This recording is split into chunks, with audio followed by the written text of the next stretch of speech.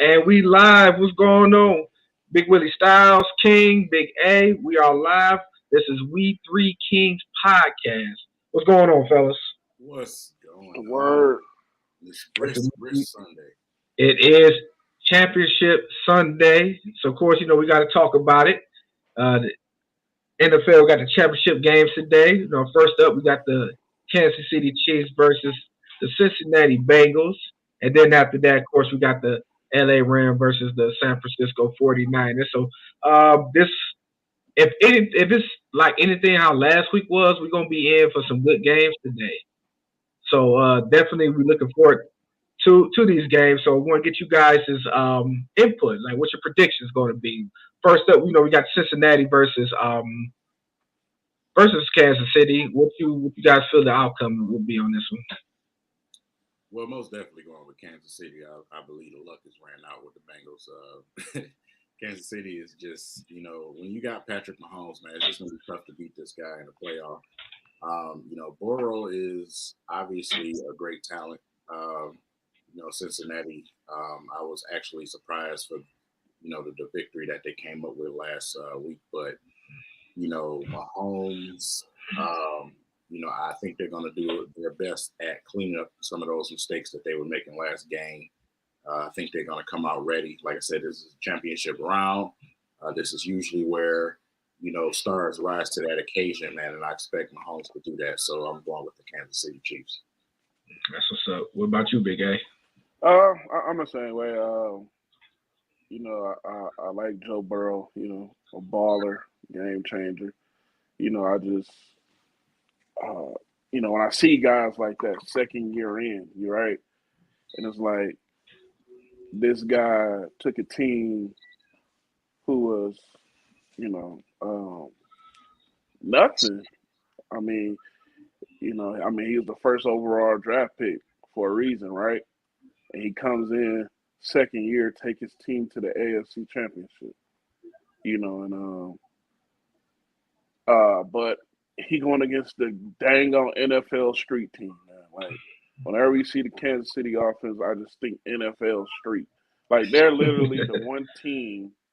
Like you don't see like short plays from them. It's always 10, 15, 25, 30. Like it's just insane, man. And I just think with that experience of Kansas City, they had the early on struggles, and man, they got something to prove, man. So I'm rolling with Kansas City also, man. Okay, well, we're gonna make that a trifecta because I'm gonna go with Kansas City too.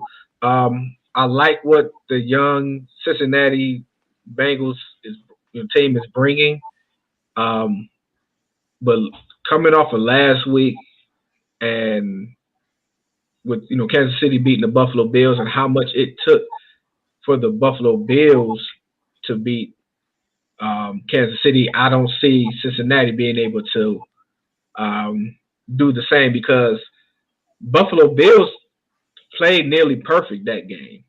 Did everything they could. Josh Allen balled out crazy that game and still wasn't able to overcome that juggernaut of a team that's Kansas City is on offense.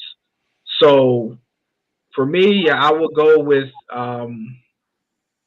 Kansas City. They're not going to make the same mistake that they did before when they played them earlier in the year and allowed them to come back, um, especially in the playoffs. And then this type of atmosphere, Cincinnati being a young team, they're not going to be used to being in this position. Of course, this is Kansas City fourth AFC Championship in a row, so they're more equipped to handle this type of environment. Plus, they're gonna be playing at Arrowhead, and you know how difficult it is to play at Arrowhead with the noise, everything's going on. So I do see Kansas City taking this game, but I do hope that it is a game like it was last week.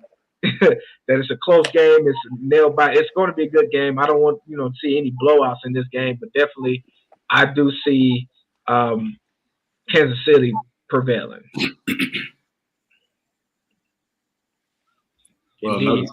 before you finish, Willie, another thing, man, the NFL got to get that overtime situation under control, bro. That to not see Josh Allen have an opportunity to get the ball back, they really need to rethink that thing, especially in the playoffs. That's unfortunate.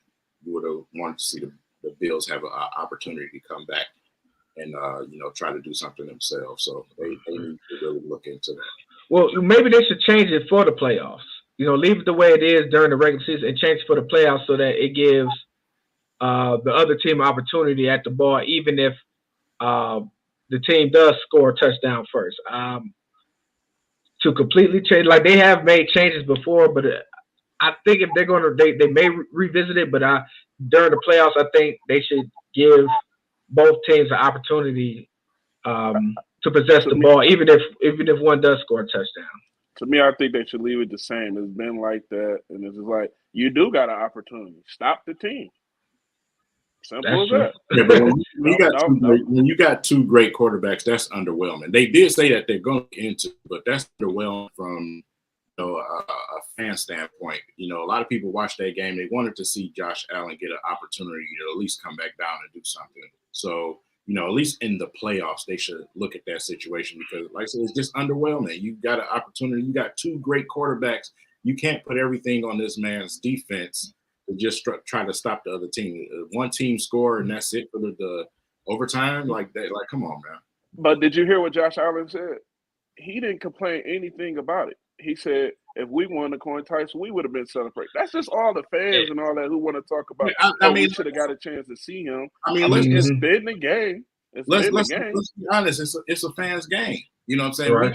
We make the game, so it's like it's just displeasing. It really, of course, Josh Allen's going to say that he's a robot. That's pedestrian for a quarterback to say. Of course, he's going to say something like that and take it on the chin. And I know deep down inside that man was like, I wish I had an opportunity to come down. Of course he would. And it goes back to like a couple years back when even when Mahomes went up against Brady the first time and Brady went ahead and won. He actually won on the field goal. They changed the rule because of that, because at least if they score a touchdown. Yeah, I can see that. Right. Yeah. Yeah. So they did change it. Because I get that, because it's a short field. Now we ain't finna let you just be cheap and get a field goal. Right. If the person score a touchdown, I mean, to me, I just think it's like, and this is the problem. A lot of this stuff has to do with the betting and all of that stuff. That's why a lot of people really clamoring about it, because of all this sports betting that's going on and stuff like that. But it's just like, if he stops Mahomes, I mean, their defense stops them, then it's like, oh, okay, But right. I mean, but yeah, I don't know. I just think it gets to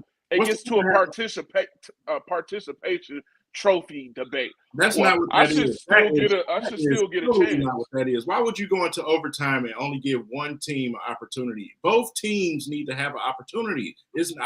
Well, but that also comes back to the fact there is that. What's the famous saying? Offense wins games, defense wins championships. You're supposed to have a championship defense in at that time to be able to stop them, whether you win it. And the fact of the matter is that everything is what your issue is, I think, King, is that everything is based off a coin toss. Yeah, that's the problem. Like I said, both teams played in regulation, and neither team came out on top. So in overtime, both teams need to have an opportunity. You know what I'm saying? It's like I said, it's not a participation thing. Right. So should it be both teams having participation, or should they just do what they say, like a 10-minute overtime clock? Just do the whole. Just let them play another 10 minutes, and whoever comes out after that should do it. And that gives them opportunity to give both teams the ball. Just play an additional 10 minutes as opposed to that one drive. Take notes from these other professional teams. You look, from these leagues. Look at the NBA. Just play an extra. NBA is nowhere near physical than what the NFL is. Yeah, there you go. Yeah, there you go. Even if you give them a period, cut the time down, just like the NBA. Then the NBA gives you a certain amount of time to play. Hey, guess what's gonna happen? Okay, guess what's gonna happen? Then it's gonna come. Okay, we gave them a 7-minute quarter. Mahomes got or Mahomes or Josh Allen got hurt in the 6th minute. Now they ain't even ready for the next game. That's what I'm saying. It's just it's gonna always be that whole thing. Oh, well, they should hurt in the first quarter. They should do this. You're right. But we talk about playoffs. Right. Right. Hurt in the first quarter. I'm not concerned with injuries. You know what I'm saying? If it's that bad for your team, you that concerned about your quarterback getting hurt, put your backup in for all I care. I just want to see more football than one team coming down, scoring a touchdown in overtime in the playoffs. When you have Josh Allen, sitting there, not even getting an opportunity after the type of game he plays, that's underwhelming. It is. But this is my thing. We sitting up here acting as if just because Kansas City won the coin toss, that it was just inevitable that they were going to score a touchdown, like as if the Titans didn't have a chance to stop them. I mean, at that point, it's on your defense because, like I say, basically the whole debate is both offenses should get a chance to go. Well, your offense is going to get a chance to go if your defense stop the offense. Okay, so Joshua also said this is why it's so great because this is why college is so great because both teams go into OT and you'll never know what can happen. Should the NFL adopt the college rules when it comes to playoff overtime and allowing both teams access to the ball, spot it at the 35-yard line, and see if both of them get a chance to score? It's common sense at this point. It's common sense. It's like, why would you not? Like, what are we doing? We know college is the whole no child left behind mentality in college, though. So. But just because you sign up and showed up at the stadium, you deserve the opportunity. Yeah, you get your opportunity on the field. So my team, I'm a quarterback. I fought tooth and nail for 4 quarters, and neither one of our teams were able to edge the other. So in overtime, only one team is going to get an offensive possession. One. That makes if you go to your defense, hey, get me the ball back. I need y'all to get this stop. Stop them from getting a touchdown. Now it was bad when they was kicking field goals to win them games in overtime. Exactly. But it's much harder to score touchdown in overtime. So I can see that argument. Scoring a touchdown, fine. But at least give the other quarterback, the leader of the team, the most important position on the team, give him an opportunity to try to score. That's not that hard. I don't know, man. Get that if his defense stopped the offense, man. I don't know, man. It's not like you just going into overtime and say, hey, just because you won the coin toss, your offense the only one to go out there. No, man. Listen, the Patriots defense won a Super Bowl for them. On the goal line, defense. They stopped the Seattle Seahawks. So it's like, listen, I mean, I'm not with this whole, like I say, you get into the mentality of participation. Just because you got here in the overtime, you should automatically get your chance. No, you got to earn it. So what you're saying, King, is that you want Jared Goff to get a chance to win in overtime, huh? Jared Goff doesn't score in those type of situations. 3 points in the Super Bowl. We're not gonna talk about it. Indeed. So yeah, let's keep it going, man. Of course, we got the other championship game today, which I think everybody's looking forward to this one, which is between the Los Angeles Rams and the San Francisco 49ers. Being that this is going to be their 3rd meeting of this year, of course, people feel that with San Francisco beating them twice this year, it's going to be hard for them to beat them 3 times this year. But they are the hottest team going into the playoffs. So even if they did say that it's hard time for them to beat them 3 times, that defense is really coming into form these last couple of games. So what you guys think, man? San Francisco, the Rams, what we got? Well, I'm going with the Rams. Obviously, we all know it's hard to beat a team 3 times. I think they're finally going to make the adjustments and clean up some of the mistakes that they've been making. And I think that they're going to do enough to beat Jimmy That just threw me off, that comment. To beat Jimmy Garoppolo, I think his luck is about to finally run out in this playoff run. You're not going out and throwing no touchdowns and beating the Rams today. You're going to have to go out there and y'all going to have to do your thing. Obviously, the defense is everything for the 49ers. It's between, like I said, Deebo Samuels, if they can keep him under control, don't let him get loose like last time, they got a chance. But we all know what this is about. It's about Matthew Stafford. If he can keep it clean out there like he's been in the playoffs, without the turnovers, without the pick sixes, I truly do believe that the Rams have a true chance to come out and take care of business at home against the 49ers and finally get over this hump. What you say, Big A? This one is a lot harder to call, but it's just when you can get as much pressure as the 49ers get with just a front four, man, and we talking Stafford here, I mean, when that pressure, it's just, to me,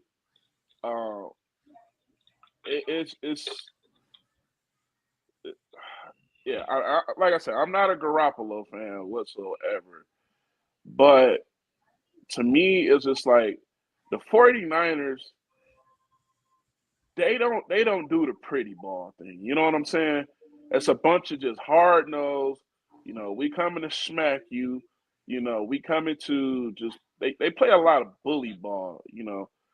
And I just think with them being able to get that pressure like they can, I just don't really see the Rams being able to really move it that much on them. You know what I'm saying? But then again, when it comes to the 49ers, it's like, for goodness sake, they had to put Deebo Samuel in the backfield because Garoppolo can't hit him on a pass. So it's like, here, hand him the ball, But I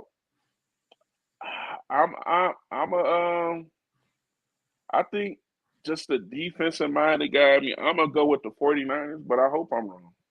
I'll say that. I would definitely say I'm gonna give the edge to the Rams.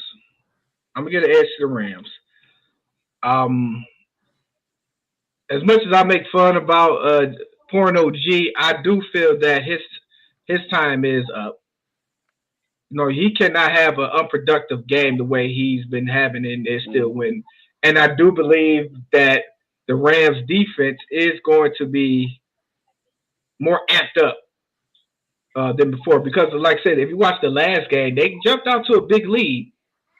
But, like I said, San Francisco defense allowed them to be able to come back in, and they got stagnated. And that's the problem with the Rams. Because even with last week, when they played against Tampa Bay, it was a head big, and they got stagnated. Turnovers and getting stagnated is what's been costing the Rams this season. And as much as we like Stafford, we do know that Stafford, he does have some moments of turnovers. I mean, he's the league lead for turnovers this year. He was tied with it, so we know he's capable of turning the ball over, and also not only turning the ball over, but turning over and making pick sixes too. So this game is intriguing. It's definitely going to be a fun watch. It's definitely going to be a defensive game. But I do have the Rams pulling it out at home. I do have them pulling it out at home. But it's not, to me, it's not etched in stone. So if San Francisco pulls it out, I wouldn't be shocked. Yeah, like I said, this game is totally going to be a trenches battle. It's going to be a trenches battle. You know what I'm saying? It's whose defense comes to, to play today. Don't matter who the quarterback is, whether it's Matthew Stafford or whoever. If you put pressure on that quarterback, man, it's going to make things really rough for your offense. We just seen that with Aaron Rodgers. We've seen that with the Bucs, man. They was able to get in that backfield and messing things up back there. It's going to be hard for the 49ers to do that, the same thing to beat the Rams. That's why I said, third time is going to be tough for them. You're not going to just hand the ball off to Deebo. They're going to be prepared for that. They're going to be alert for that this game. So what's your strategy now? Well, do you put your offense on the arms of Garoppolo? I don't think you do. You've done everything, to take the ball away out of this dude's hands and keep him from making those mistakes. You know, like I said, even though they got over but the thing is this, King, though, Garoppolo don't make mistakes like that though. It was a lot of almost's in this playoff round. It was some almost's, but they almost doesn't count. Almost doesn't count, and Jimmy G is probably like the luckiest quarterback in the NFL, to be honest with you, because he doesn't make mistakes, even though he is a lot of almost mistakes, and he's been skating through and getting to Super Bowls and to playoffs since he's been a starter and inherited a lot of great teams. So it seems like. See, this is the thing, though. The Rams are going to have to force the 49ers to throw the ball. If they let the 49ers, because the 49ers is better up front on the offensive line. So it's like, if they let the 49ers sit back and control that clock with the run game, and I mean, really, if you look at it, that's what's been happening. And then, like I say, when you got Debo running through your linebackers, man, like that, it's to me, like I said, it's going to be a game to where, you know, I agree. It's hard to beat somebody 3 times, but then when you kind of just got somebody number 2, that also plays a factor on the other end. You know what I'm saying? I mean, it's like when you look at it, right? It's like, is Wentworth back? Is he back? I'm not sure. I think it might be a game time decision. Because I mean, if Wentworth is not back, man, as much as I hate to say it, I'm probably gonna throw up saying his name. Bosa is gonna wreak some havoc, man. Like, yeah, that's. So let's ask this question: do we trust Stafford in this game? Protect him. Protect him. Simple as that. If he's saying hike, and you got guys in the backfield the old Lions way, he's going to suffer. You know, and like I said, he's going to. And on top of that, they need to do what they've been doing. And, you know, like I said, Matthew Stafford doesn't need to be the whole game. He doesn't. You don't need to put this entire game on his arm. The Rams, you got to try to run the football, even though we know that that's probably not going to happen. You got to try to. You got to do something, man. You just have to try to keep them guys out the backfield. It's going to be hard, man. It's really going to be hard. But this my thing though, because it's like when you going into this game, like you have to know as a quarterback, you got to know you're gonna have to extend some plays. I mean, the Rams line. I mean, as a quarterback, Stafford, he's gonna have to know, man. I'm not gonna have no clean pockets. It's not gonna be perfect. So, it's just. He gonna have to. That comes and to jump in on you, Big A. That comes with scheme. That, you know, these guys had time. They didn't see these guys twice a year. They know what they're bringing up front. You got to have a better scheme to be able to get that ball out of Stafford's hand a little bit quicker, so he won't be able to get into that pressure. As the same, also, I would say with Jimmy G, he has to get that ball out quick because the Rams front 4, the front 7 going to bring some pressure on him too. So. Honestly, I feel like it's going to come down to the offensive scheme between these coordinators and how they get these ball out of these quarterbacks' hands, as well as, like you said, who's going to have the better running game. And whoever has the better scheme in the running game, to me, is going to win this game, in my opinion. Definitely going to have to do some orchestrating, man. They're going to have to move some things around and do some different things, man. Like I said, it's on both sides of the ball. Like I said, it's literally – I do expect some of the stars to show up though. Some of them guys that the Rams, you know, acquired over this season, I do expect some big games out of those guys. You know, like I said, this is going to the Super Bowl, so I expect those guys to rise to the occasion. OBJ, you know what I'm saying, definitely is going to be a target along with Cooper Kupp. Man, they're going to have to get that ball out fast and don't allow the Rams defense to, you know, manipulate what they do. They just have to set, and then on the defensive end, they gotta sell out, man, on the run. You got to, the 49ers, sell out on the run and make Garoppolo beat you with his arm. They say, if I'm going to lose, Garoppolo's going to beat me. You're not going to beat me running the football.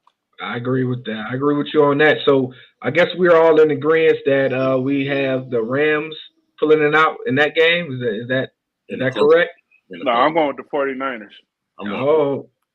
Okay, well, Big A got the 49ers on this one. So now we still, talking football. There's still a lot of coaching openings out there. I believe it's what 5 or 6 that still hasn't been filled. Um, we got a couple in our division that still hasn't been filled yet. What do you guys think about these coaches opening? What do you guys feel? Well, I'm glad, we don't have to see Jim Caldwell twice a year. Didn't want to see that happen. Of course, us being Michigan fans, we lost Mike McDonald. I'm sorry. Like I said, it's a lot of vacancies out there. Listen, I'm worried about the Lions losing our coordinator. Aaron Glenn obviously is, the interview process is still going on, man. We got some teams requesting to talk to Aaron Glenn. I'm only focused on my team pretty much right now. The Bears, got their coach.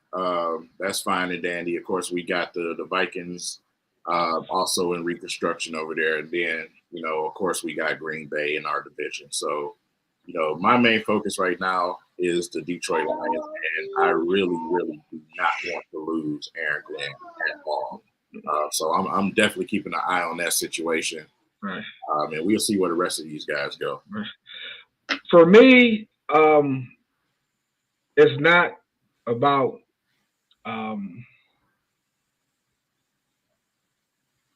for me, it's about who is getting hired and who's not.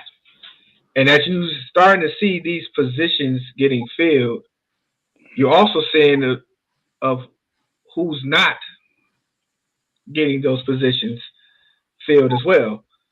To me, and I'm glad it brought up when he said Bears got that coach.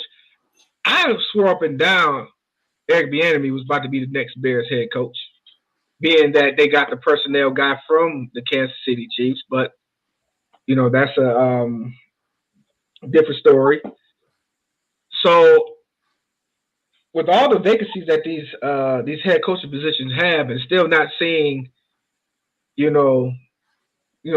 black head coaches get these opportunities, it gives me a little sense of pause as to all the talks of how this league was supposed to affect change. And it seems to me, with the current coaches that was getting hired, it felt like these was already pre-existing hires, that they already made up their mind these guys were going to be it. Yeah, predetermined. Predetermined hires. It's like I didn't see too many interviews with these hires. I just seen, okay, we hired this guy like so fast to where these other candidates didn't, or at least we didn't know or didn't hear of these other candidates getting an opportunity. So I'm going to be paying attention over these next several hires just to see. I don't want to make it a race thing. I just wanted to see that it's an opportunity thing. And we're seeing, especially like you said, you're worried about us losing our defensive coordinator. To be honest with you, we should be losing our defensive coordinator because he has shown the ability to lead men. As you hear about the Lions talk about Aaron Glenn and talk about his leadership and how he rallies the troops around him, that's the type of coach you want. But the fact of the matter is that he hasn't got an opportunity. I'm not even sure if he got even an offer to come in to even audition yet. So for me, I'll be watching these next head coaching hires to see how that transpires and to see if what the NFL has been talking about as far as like change goes when it comes to, the ethnicity when it comes to the head coaching grounds. Because how many head coaches that was up this year? 8? I think it was 8 so far. Somewhere around there. And yet we haven't had one like to be like a top nominated coach for any of these teams. You ever heard none of the Byron Leftwich? I'm sorry. Yeah, Byron Leftwich was one, but he's still working through the carousels. But you've seen Kellen Moore's name over multiple head coaching opportunities as opposed to Byron Leftwich when he gets one down in Jacksonville. But to me, I think Byron Leftwich is going to Jacksonville. That's why it ain't no other ones. He's about to go to Jacksonville. To me, I think the thing with Aaron Glenn, I don't think he's going to be gone this year, but next year Aaron Glenn's going to be gone for sure. Yeah, like he's going to be out of here. The one that really, like I say, that just really blows my mind because this guy, like we can name all these other guys, right? But Brian Leftwich, that's why I think he's about to go because of what the success he's been having. But Eric Bieniemy, to me, the fact that this guy is not a head coach yet is just blasphemy to me. Like it's like, what more does he need to do? Like all these other guys, they ain't really did much. We talk about a guy who really changed Kansas City's offense, and they have won a Super Bowl. They broke plenty of records. Players that's going over there, they're enjoying that system. They putting up the best numbers. The fact that he's not a head coach somewhere, man, is just blasphemy to me. And we got to talk about our organization. All they did was give him a phone interview, and they give the dang on cheer coach from the Saints the job. I'm just being realistic, man. We talk about Eric Bieniemy, like this guy. Look what he's done. Look at the resume, man. And it's like the fact that, and that's the thing that makes me mad with the Lions. Like we get opportunities for these guys to be out here, and we sit on this mountaintop like, oh no, we ain't doing this. You know what I'm saying? Like Khalil Mack said he would have signed with the Lions if they was talking right. We had him here before he got to Chicago. He left here and went to Chicago. Chicago said you wasn't leaving. But the Lions, well, okay, whatever, man. And it's kind of like the same thing. Like you look like, and don't get me wrong, I like what Dan Campbell brings. You know what I'm saying? I like what he's doing. But the fact is that we had an opportunity to hire Eric Bieniemy, and we didn't do it. And we want to talk about offensive woes and all of this type of stuff, man. Now that Eric Bieniemy, to me, that is just blasphemy that this guy is not a head coach somewhere. I agree. I definitely agree. Anybody, like I said, if it's anybody we want to talk about, to me, these other guys, look at the guy in Miami. He became a head coach before Eric Bieniemy, and to me, I think Miami was a little premature on that of firing him. But we talking Eric Bieniemy here. We just got done talking about KC's offense, which I think they're going to win a Super Bowl. I don't see anybody beating KC. The role that these guys are on, and it's all Eric Bieniemy. And the fact of that this guy is not a head coach, even after last year, like, I just don't get it, man. I just don't get it. Well, we're going to have to see, fellas, because like you said, you go King and Big A, you guys make good points when it comes to this, coaching carousel thing. We all, have that similar feeling when it comes to these hires, and it's not just us, but across, the board, across, these other places when it comes to these hires and giving guys of color the opportunity that we feel that they deserve. And it's not, to me, it wouldn't be a color thing, but like you said, Big A, this guy has proven himself time and time again, and for him not to have a coaching position, it is definitely, mind-boggling. But, I think it's time for us to switch it up. But one thing I want to say, even when you go to the Jim Caldwell situation, right? Like, us being Lions fans, that was all the Lions, man. Caldwell would have had to win the Super Bowl to keep his job because they was already I can bring in a Patriots coach. I can bring in a Patriots coach. You know what I'm saying? And it's just like, come on, man. And that's basically what it is. And that's to jump on that, Big A. It seemed like it's that's my boy. Let me bring in my boy. Right. And that's what it seems to be like with these coaching Karen says, like, are they giving these guys fair opportunities to become coaches, or am I gonna bring in my boy? So we're gonna see. I mean, we gotta be realistic and we gotta be honest with it. You know what I'm saying? Because the thing is like sometimes it's not about what you know, it's who you know and the connections that you make. You know what I'm saying? So we got to also be honest with that. And it's one of those things also too. You got to be careful who you, as they say, you crap on going up because you never know who's gonna be your boss. You know what I'm saying? It's one of those things also. So it's a lot of things behind the scenes that we don't know about. But the only one that I really have a gripe about is Eric Bieniemy because the guy is proven. I mean, what more does he need to do? Like he's the one who really told you, hey, that pocket quarterback passing stuff is done. You know what I'm saying? Eric Bieniemy is the one who really showed that. It's the wave of the future. And it's like he took a guy who had other quarterbacks. I mean, for goodness sake, Chicago sold the house to go up and get Trubisky.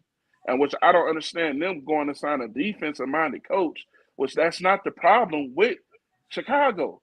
It's offense. Right.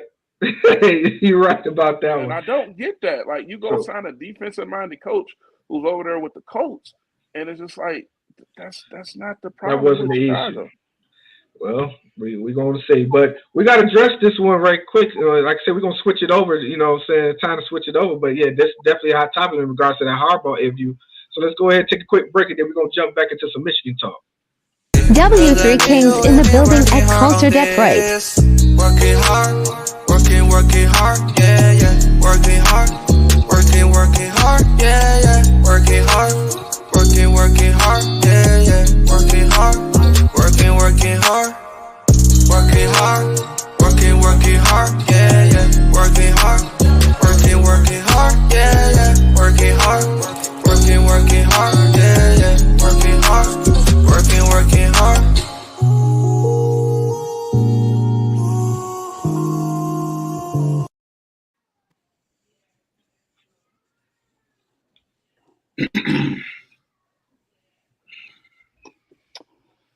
Well, you know, this whole Harbaugh thing with the Vikings. I mean, when you read into it, it was just a compository interview.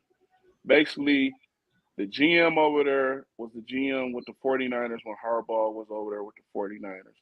And it was just him reaching out saying, hey, you know, what's your interest in becoming a head coach? You know what I'm saying? So I guess, you know, the Vikings are about to start, I guess, their second round, as they say, you know, of interviews. But that's what it was, you know, coming out saying, okay, hey, Harbaugh, once again, here we go, right? We was just talking about this connections, right? Connections. And Harbaugh was at the 49ers together, and maybe this guy figured, hey, I could be the one that can, you know, bring him back. You know what I'm saying? But so that's for right now. Like I said, that's all it was. But the thing is, Harbaugh just left Seattle also visiting Josh Connerly. You know what I'm saying? So to me, I'm still not sold on the thing of, you know, him leaving. You know what I'm saying? But only time will tell, though. I want to give a shout out right quick, man. Speakeasy Sports, Woodward Sports is in the building, man. Speakeasy, Easy is my guy. Say you got the scoop on Thibodeau. Easy, just let me know, man. If you want to pop in the show and talk, man, just let me know. I'll get you that link. All right. Also, let's give some other shout outs to the guys that's been rocking with us too. We Lit, he coming in talking that We State trash real quick. So shout out to you, Joshua Austin, been rocking with us. Of course, Owen 16 and Billy Jones. You know, you guys has always been rocking with us. And Harold, what's going on here? Williams, what's happening? Listen, hey, listen, it's even though it was just a interview, it still stirs up some angst amongst, you know, the Michigan fan base. You know, it's not something that you could just brush over lightly to say, oh, it's part of the process. It kind of gives a feel like, listen, if you guys don't take care of me, this is what's out there for me. And it's always been that way since Harbaugh has been at Michigan, despite the fact that he hasn't won the Big 10 championship and going to the college football playoffs outside of this year. The years before, he was still being pursued. So to see this happen and for him to say, yes, I will be taking interviews, and him getting interviews and him getting pinned to these different teams and organizations, it does scare you. But see, that's the thing, though. We got to also not listen to clickbait. It was not an interview, and it's not interviews. It was just a call. Minnesota hit up Michigan. Hey, can we talk to Harbaugh? Harbaugh, they say, yeah. His guy that he worked with over there with the 49ers say, hey, what's your interest? And nobody ain't hear anything else after that. I mean, it's just a thing. Like I say, since he's been at Michigan, the thing that sucks about Michigan, we don't have the caliber of coaches like Ohio State and Michigan State where people want to bring their coaches to the NFL. You know what I'm saying? We get pillaged all the time. You know what I'm saying? But my thing is, it's like I said, it was just a conversation. And to those who just read titles, they like, oh man, here we go. Harbaugh in the league interviewing with the Vikings. No, it wasn't even a interview. It was just like, hey man, what's your interest, man? How you feeling about this?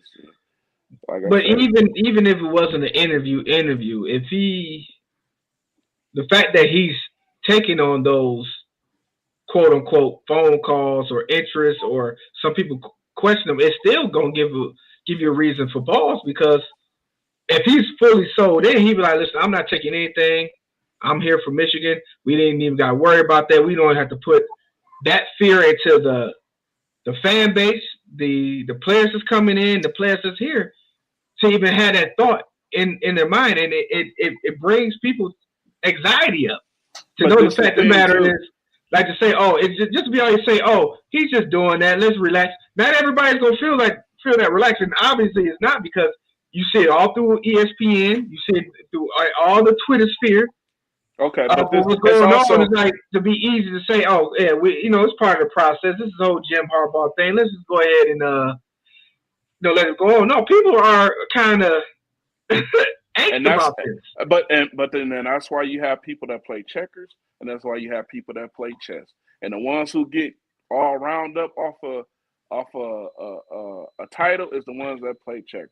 Why would Harbaugh just come out and say, "Oh no, I'm shutting down all calls," when he trying to get demands, done with Michigan? Hey, I need y'all to do this, do this, do this. No, right now, like you say, he playing chess. I ain't gonna sit up there and play poker and flip my hand around and let you see what I'm holding. No, that ain't how you do this. Maybe they thought, oh man, he ain't going nowhere. So all right, here you go. You know what I'm saying? So to me, like I say, if it was really any truth to, oh, he about to jet out of here right now, you'll see a bunch of decommitments. I mean, for Christ's sake, you had Zeke Berry come out and say Harbaugh told him not to worry about nothing. But then that one, when a player who just committed to the team, that went right under the nobody heard anything about it. Then you just heard about Harbaugh reaching out to Larry Foote over there with the Tampa Bay Buccaneers. But no, that didn't. Nope, that's going right. Water under the bridge. We ain't talking about that. I mean, but coaches don't lie. But this is my thing though. He's not been made out to ever be a liar though. He, like, before the ownership in the 49ers knew that he was leaving, he told the players. And that's why you had a bunch of them players retired. And this is one thing that I wanted to address. Billy, you just not going to slide in here and just drop comments and think we not going to come. You know what I'm saying? So, hey, listen. Go ahead. Go ahead, King. I was going to ask you, because this has been the thing I've been seeing on Twitter a lot. And we all feel that way, easy. There's been a question out there for the Michigan defense. Rebuild or retool? So if you can elaborate on that, what you think about that situation. So the reason why a lot of people are saying that is because, once again, we got a bunch of players going to the draft, but for those who didn't watch the season, we also, and this was what I love what Michigan did this year, but I was always saying, hey, let's put our points on the board. You know what I'm saying? Get these points, and then let's put a lot of these younger guys in here. I mean, we're losing Brad Hawkins. That's a lot of experience back there. But when you look at it, you got R.J. Moten, and then you also got Rob Moore. So, yeah, we're losing a lot of guys, but then there was a bunch of younger guys because of us handling business, putting points up there. We had opportunities to put a lot of people on the field. I mean, I think for the Washington game, they played the whole roster. They broke a record for how many people in the Indiana game also. So it's just a retool thing. It ain't a rebuild because I mean, when you look at it, you say, okay, wow, they losing Aiden Hutchinson, right? Which we already knew that was gonna be happening. Then you look at the season that Ajabo was having. You say, okay, wow, yeah, he's gonna be gone. But when you look behind the guys, the Mike Morrises, the Jay Harrells, Chris Jenkins, all of these guys that they got good reps. So it's like we were really deep and they had a real good rotation. You know what I'm saying? So it's just a retool thing. When you look at it, you say, wow, they losing Vincent Gray. You know what I'm saying? But then you be like, we got DJ Turner. We losing Dax Hill. You know what I'm saying? But you got guys who's going to be able to fill those roles. Yeah, we're losing Josh Ross. Okay, But then you look at it, it's like we got Junior Coastman. This guy. Let me interrupt you for a quick second there, Big A, because there's a little breaking news. The Patriots is not the Patriots, but the Raiders are finalizing the contract to make Josh Daniels their next head coach. Josh McDaniels from the Patriots, offensive coordinator, will be the next head coach of the Oakland Raiders, which the Oakland Raiders was one of the teams that was supposed to be in talks with Harbaugh. So that's one down. So, like I said, yeah, we're losing some guys, but then, like I said, Michigan really made sure that they got a lot of these younger guys some playing time. You know what I'm saying? So it's just a retool. For me, with that rebuild or retool, I believe it depends on who they have as a coordinator. Honestly, I don't think it's. I would lean more to a retool because, like I said, you got some playmakers still at that position, so I don't think it needs to be rebuilt. It was basically rebuilt last year from the type of defense that they were playing, but I believe they're going to bring in. I believe Harbaugh is going to bring in, if he's still here, he's going to bring in a coordinator that's going to fit to that particular scheme that that McDonald had, and that pro style type of defense, which will be a great fit for someone like the Michigan legend Larry Foote, who's been in the NFL and been in the coaching carousel for the past 13 years, and he's been over there with the Tampa Bay Buccaneers, in which, if you look at the Tampa Bay Buccaneers style of defense, it's run similar to what Michigan style is last year. So it would be a great fit to bring a guy like, especially somebody like Foote, who is a Michigan legend, who is a Detroit legend as well. Would definitely, I believe he would definitely, bid well with the guys on the defense, because I can see him being able to interact with the guys here. So if Harbaugh is serious about, staying on, that would be a great candidate amongst there is others that's available. Washington's head coach, he's outside of him being the head coach, he was a great coordinator. As well as we could stay in-house. We just hired Elston coming from Notre Dame, and he recruits well. So there is options for the defense to be retooled and not necessarily need to be rebuilt. See, one thing I also want to say too, we got to also know that, yeah, Mike McDonald was the defensive coordinator, but you got to believe that whole defensive thing, the game plan, that was a collaborative effort.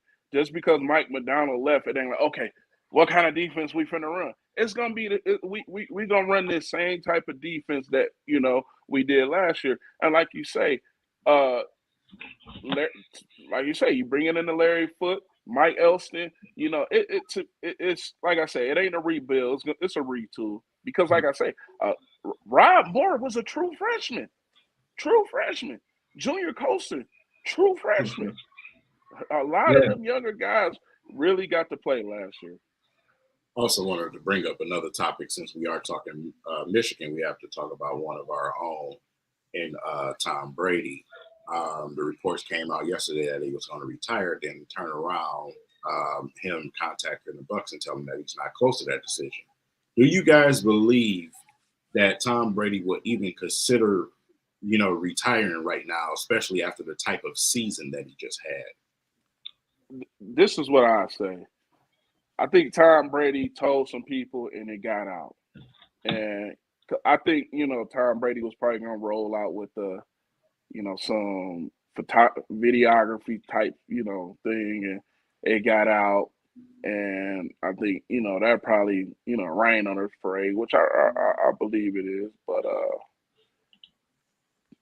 I guess only time would tell now. That's all we do. I believe he wanted to do it on his own terms and not allow everybody else to announce his retirement. I think he wanted to do it the way he wanted to do it. For him, I think it is just for the simple fact that, he's leaving out on top, leaving people wanting more. And that's the way you want to retire. You don't want to retire when you're broken and beaten down and had a terrible season where it looks like, okay, you need to go ahead and sit down. He left the league, wanting more. Don't retire like Joe Montana, huh? Yeah. Oh, or Brett Favre, huh? Or even Ben Roethlisberger, because he's retired too. But, he left alone this last season, tried to, play it out. And because to be honest with you, they were saying Tom Brady should retire 4 or 5 years ago, and especially when he got hurt. He's proven the masses wrong. But I believe, it's going to stick to the retirement. It's out. He didn't want it to be that way, so that's why he's, doing this course. But knowing him, he's probably going to have him a nice retirement video that he's going to want to put out. Mm-hmm. And like I said, he's going to do it his way. So he's going to say right now, I didn't announce it, but it's going to come officially from him, and I think he's done. And as well as he should be, Now we've seen these type of things before with these, polarizing figures, man. And do you think it sticks if he retires? Do you think it sticks? Do you think he stays retired? Oh yeah, he gonna stay. He 44, man. Hey, listen, his wife is making him retire. Let's y'all understand that. You know who his wife is, and she was out there. So she gave up her basically her modeling career just so that he could play longer. And I think he didn't promise her enough time. Listen, just give me a couple more years, baby. And she like, that's enough. You try to go back, we're gonna have some problems. You got kids to raise. You got a family now. You did what you had to do. Listen, I gave you another year to try to get another Super Bowl. It didn't work out. Bring your ass home. See, I get what you're saying, King, because you have seen guys say, "Oh, I retired," but they come back. But not so much in football, though, because it's a different type of thing when you take off. I mean, unless you Peyton Manning and you're getting PEDs delivered to your house in your wife's name, you could take off a year and take illegal substances. You know what I'm saying? But when you take off and then you try to come back into football, it's so rough, man, because the game of football just continuously getting faster and stronger. Eventually, they coming out with things that that could help you perform better that you couldn't take in back then. You know what I'm saying? So I don't see him, especially at the age he's at, man. Indeed. Well, of course, we're not gonna duck it. I know we got guys in the comments been jumping at this. Of course, we had Michigan basketball, Michigan versus Michigan State rivalry game, and of course, Michigan State pulled it out yesterday against Michigan. So we're not gonna duck that. Of course, that's another victory for Sparty. They got the victory in football. They got the victory in basketball. Right now, Michigan with the Hey, let me ask you a question. What did they finish in football? Third place, right? Yeah, it was third place, right? Well, it's basketball season now, so we got to go to basketball. But man. You brought up football, so I want to ask, how did they finish? Third place, right? Well, in the division, yeah, but okay. Yeah, like I said, even with the basketball situation, I mean, we all know what was about to happen. Like, come on, bro. You know what I'm saying? This is like, come on. You know what I'm saying? So, they got lucky and skeeted by in football, but basketball, come on, bro. We knew what was coming. Yeah. So, like I said, man, obviously we got to talk about, your favorite player on the Michigan Wolverines, man, and Mr. Dickinson himself. Listen, man, as far as this roster goes, you look at the roster, obviously pretty underwhelming for guys like him. You will want to see more from him. What is your biggest issue with Dickinson, man? It's the athleticism with me, man. Just the explosion, man. And then my thing is, he had 25 points. Where we really hurting at is this guard, this guard play. Bringing in Jones, that just didn't do us no justice. It ain't really panning out how it was supposed to. And then, with Johns, like I say, Diabate shouldn't even be starting. He's a freshman. We shouldn't be depending so much on Caleb Houston. He's supposed to just been a contributor. And it's just like I said, at the guard play with Johns, it's a lot of things that just it just ain't working out. But the thing about it is, it ain't over for them. It ain't over for them. They could, potentially, pull it out. But that's the thing. This guard play, and guys that was this Johns. I go back to him. This was supposed to be his year. This was supposed to be Johns. This is where he breaks out at, and we ain't having it from him. Like I say, it's too early for us to have to depend on the Diabates, the Caleb Houstons, the Kobe Buftons, and all. We should. This wasn't what that was for. Eli Brooks and Jones were supposed to be locking everything up at the guard position and also scoring, and we're not getting that. Johns and was supposed to be holding it down low with Dickinson, and we're not getting it. You know what I'm saying? That's where it's at. Yeah, our expectations was a quite bit high when it came to this team, because it was the way the guys that were coming in and the guys that we had here. It was championship or bust for me. Now it's at the point to where it's either can we even get to the tournament right now, and hoping that they do. So it's definitely a bit of a disappointment, but it's a learning lesson. It's definitely because we gotta realize how much we lost last year. I mean, we honestly lost a starting lineup of players last year, and then we expecting these young guys, these young All-American guys to come in and be able to fit into a system right away. So it's definitely going to take an adjustment. And as you can see yesterday, if you watched the game yesterday, all we had was Dickinson. And it's not that they wasn't feeding Dickinson. Dickinson was getting fed. It's the fact of the matter is that he was the only thing that was hitting, and there was no outside shots dropping, which caused the game to go the way it goes. Dickinson had 25 yesterday, and if those shots were falling on the outside, the game would have been a little bit different outcome. First half was pretty close. It was going back and forth, but of course, Michigan State stretched it out that second half, which, like I said, I had to give shout out to Michigan State. I know King, he's a State fan, so gotta give respect. Respect is due. State put it out yesterday. They're looking pretty good because honestly, I didn't even expect State to be in this position. Honestly, it's a reverse of what it is. I thought Michigan was going to be where State is, and I thought State was going to be where Michigan is right now. But the State, and it's proven to see how much a good coach Tom Izzo is. So shout out to Tom Izzo putting those guys together, because nobody really was expecting State to be this caliber of a team the way they've been playing. So much respect to Tom Izzo. I always give my kudos to him because I feel like he's one of the top 5 NCAA coaches, basically of all time, in my opinion. Yeah, man. So State fans, there you go. We giving our praises now. There you go. Yeah. That's all I'm gonna say is enjoy it now because them dudes that's coming in next year, Michigan will be totally looking different from the 5s to the 4. We got some dogs coming in, not nobody who got a 2-inch vertical. That's all I'm gonna say. Indeed. It's gonna be a. You see how Diabate is? We got some more Diabates coming in, so enjoy it now. That's all I'm gonna say. I'm sick of this. I'm sick of this getting these guys that run like Lurch and can't get off the floor, man. Well, you know what? We're gonna see. So let's go on. Listen, we got to bring in one of of course, you guys been asking about them. We got to bring it out in, but before we do, we're gonna show y'all a little something that you guys may be real interested in.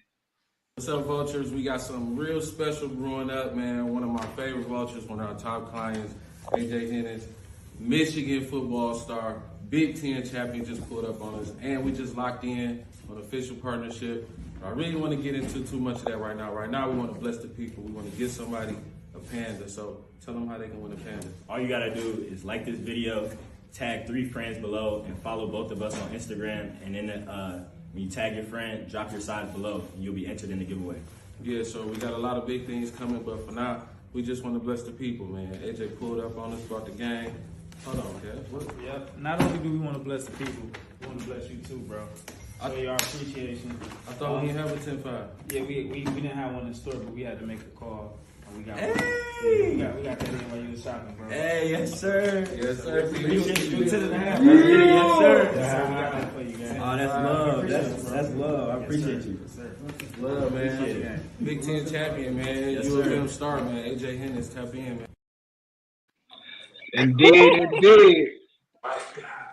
Culture, what's going on, brother?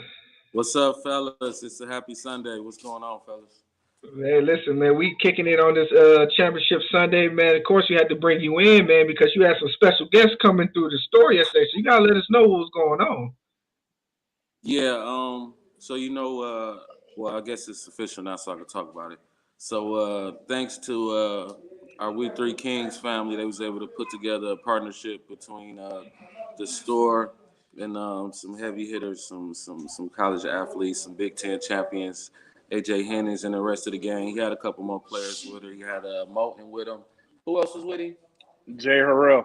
Yeah, he had Harrell with him and he had Moulton with him. They was a little shy after they did their little shopping. They was a little shy, but it was cool though. That's what's up. So what's the you said it's official now. So what's official about the deal that you guys got with the Michigan football team? So Players, not Players. I'm sorry, Yeah. players. yeah. Disclaimer: it's not with the University of Michigan, Right. And with AJ himself, just AJ Henning. And if you watch AJ, I want to apologize. I kept saying I was a little nervous. I kept saying Hennings with an S on the end of his last name. I don't mean to offend you, my boy. You know it's all love. But we just locked in official partnership. He's going to be official brand ambassador for the store. We got a lot of big things coming up that I cannot discuss. But when it's time, the We Three Kings audience will be the first ones to know. Hey, why don't you give them the store? A look at the store, man. Look, I'm gonna say that because I got another special guest in the house. So Oh, do that. Oh, But I okay. will say though, if you want to enter the contest to win a free Panda Low, which is the hottest dunk low, hottest shoe in the planet right now, all you gotta do is follow AJ and follow us. Tag 3 friends and comment your shoe size, and you'll be eligible to win a pair of free dunks. And it's unlimited entries too, so it'll be randomized. So if you got 100 entries, you got a better shot. But y'all I wanted need to to go back on there. So now this is on Instagram, right? Yeah, all Okay, on it's Instagram. I'm sorry, Instagram, I forgot to all mention it. All on Instagram. So follow Culture Detroit. If you go on the Culture Detroit page, you'll see where you can put your entry in. And all you gotta do is follow us and follow AJ, and follow the rules, and you in there. Indeed. Can we take a look at? Did they see the shoe? Can we get a little bit of close up of that Panda shoe? That Panda, yeah. Hand me a Panda right quick. Give me the one in that wrap. Here you go, man. The hottest Panda, hottest shoe on the planet right now. It's a big deal, and if you can see close enough, you see the price tag on there. I don't know if y'all can see it. I'm terrible with No, we can't see it. That's I'm out of my terrible. price range. I'm terrible with the iPad, man.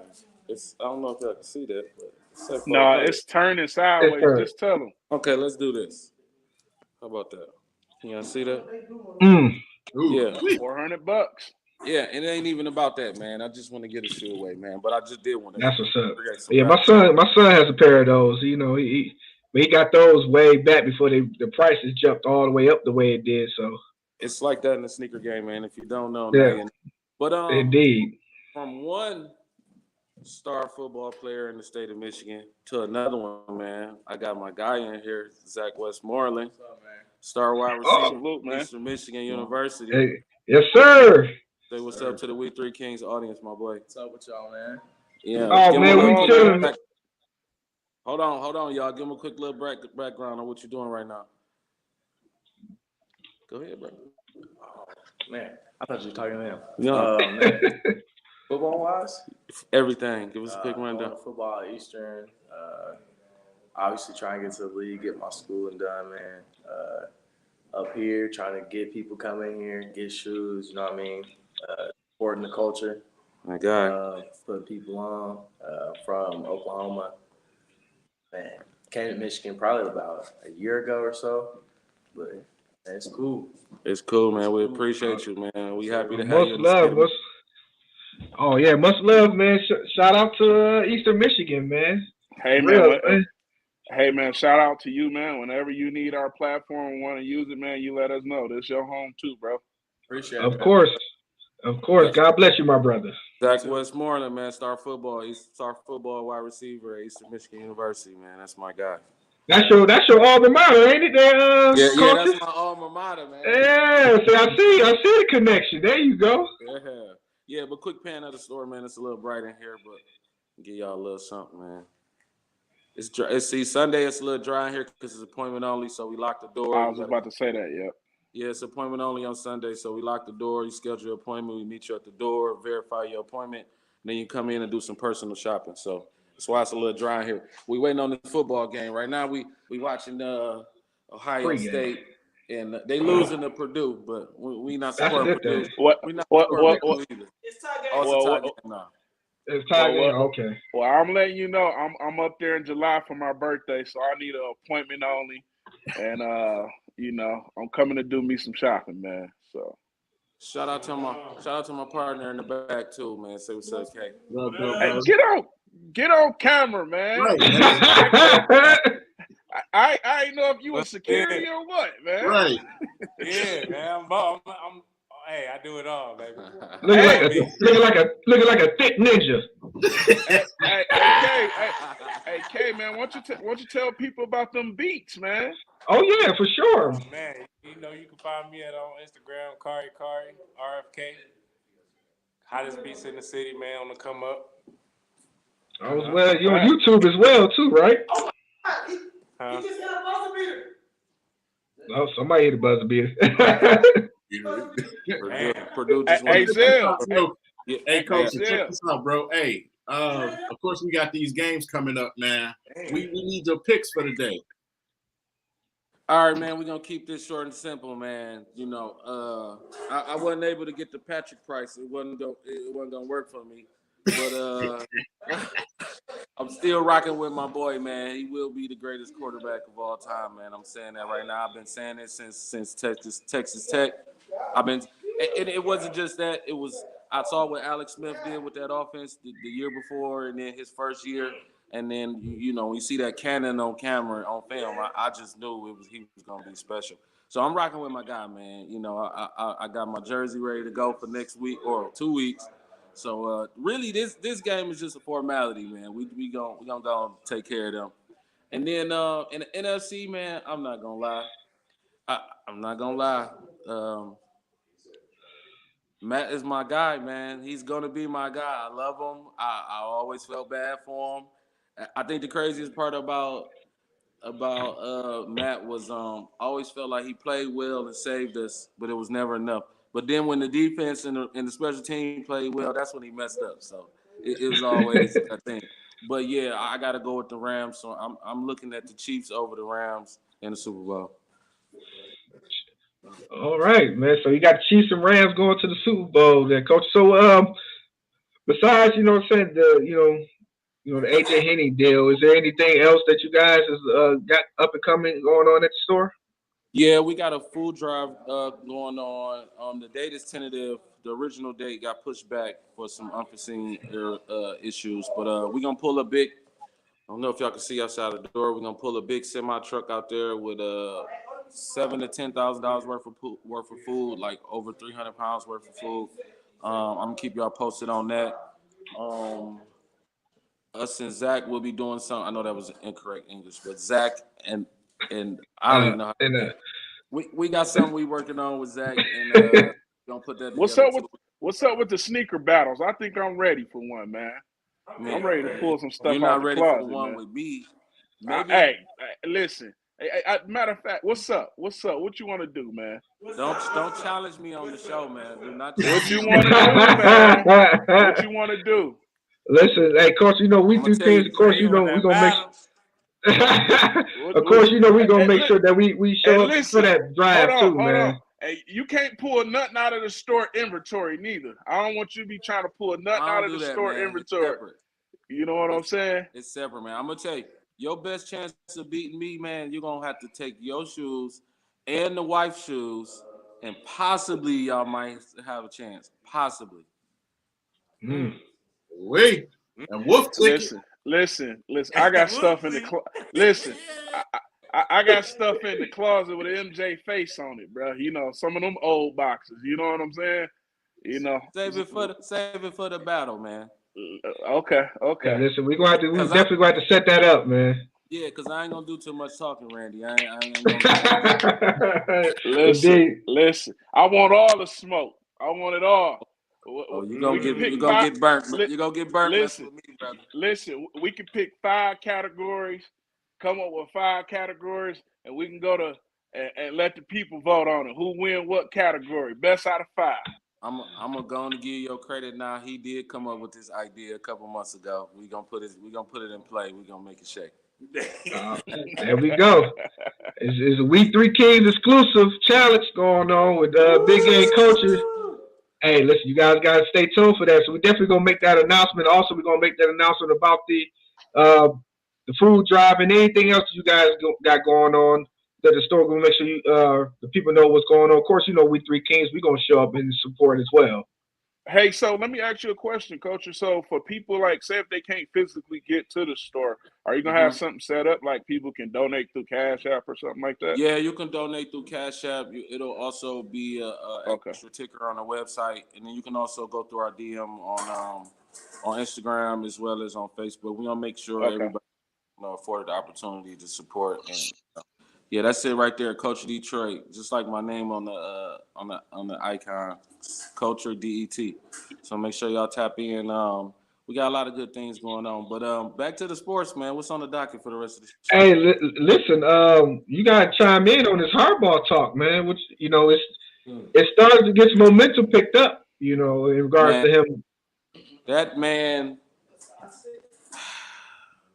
no offense to AJ and the gang, but he giving me like traitor vibes. Like he gonna give us abandonment issues. Like you came over here, you had a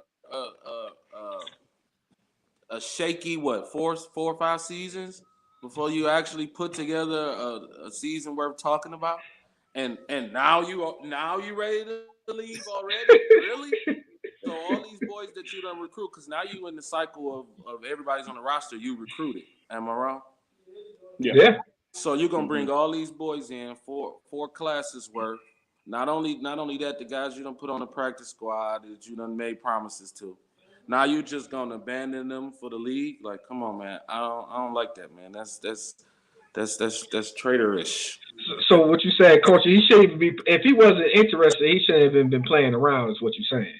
My thing is this: out of respect for the guys in the locker room, if that's not the case, the first thing you should have did was put a camera in front of your face and tell the world that, you know, I'm locked in with my guys. I'm not going nowhere. I recruited these boys. We haven't finished the mission. We made it to the tournament, but we lost. It'd be different if you got these boys to ship, you know what I'm saying, some rings. Then okay, you can kind of walk away with your head high, and I still wouldn't feel right about that. But let me ask you this though, Culture. What if he told his players that, but then he said, "Hey, I gotta make these moves to get these extra things that I need because they are in negotiations for his contract. Well, that means I will have to respect him as a man, and I can't rock with him as a coach. How about that? But this the thing. If I'm telling you something like this, like me coming to you, hey, listen here, I ain't going nowhere. But then Exactly. I gotta use this media for the benefit of what I want, because some of his things that he did come out talking about, it said he want less red tape for players coming into Michigan. He want more money for his coaches. You know what I'm saying? And he want them to also get on this NIL deal, sort of similar to what's going on at Texas A&M. So Like he said, hold on. It's a difference when you're playing checkers and when you're playing chess. So what you say? He using one of the Rodney Holt quotes. Sometimes you got to use what you got to get what you want. That's what Because you this one thing you got to respect about his track record. Before he left the 49ers, he talked to the players first before he even told the management. And that's why when he left, you had a bunch of those players retiring. Patrick Willis was in his prime, and he retired. He didn't want to play for another coach. Exactly. So check his track record. And then, like I'm telling everybody, this whole thing with Minnesota, the guy, it was a compository interview. He asked Michigan, hey, can I talk to Harbaugh? They say, yeah, go ahead and talk to him.